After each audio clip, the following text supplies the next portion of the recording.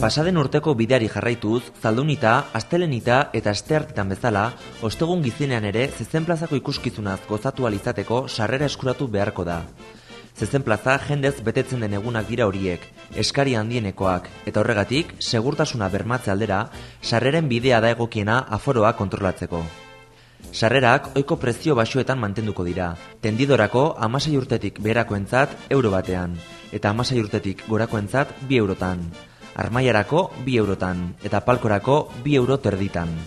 Sarrerak ikuskizun egunetan zezenplazako lehiatian eskuratu ahalko dira, goizez 11:00 ordu batetara eta arratsaldez 3:30 aurrera.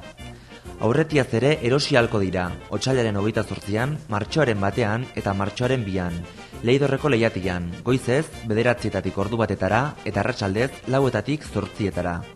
Sarreren 10% gordeko dira ikuskizun egunetarako. Ostiralme egunean eta astearteta goizean doan izango da zezenplazarako sarbidea. Aurten lehen aldiz, palkoetarako sarrerak zozketatu egingo dira. Bertarako sarrerak eskuratu nahi dituztenek, kulturretxeko sarrerako bulegoan eman beharko dute izena, otsailaren 21-tik 24, goizez naiz arratsaldez. Zozketa otsailaren 25an egingo da, arratsaldeko 7etan, kulturretxeko lehenengo solairuan. Aukera berdintasuna bermatzeko, talde kuadrilla familia bakoitzeko lagun bakarrak izena eman ahal izango du. Zozketa egitean, izena eman duen interesatu bakoitzari zenbaki bat egokituko zaio. Horrela, lehendabiltziko zenbakia duena lehenengo izango da nahi dituen palkoak erosteko. Bigarren zenbakia duena bigarrena, eta horrela, palkoak bukatzen diren arte. Zezenplazan guztira 26 palko daude, eta bakoitzak 12 eserleku ditu. Pertsona bakoitzak egun bakoitzeko palko bakarra erosi ahalko du. Alegia, gehienez 3 palko erosi ahal izango ditu, bat egun bakoitzeko. Palkoak osorik erosi behar dira, hau da, palko bakoitzean 12 lagunentzat lekua dago, beraz 12 sarrera eskuratu beharko dira.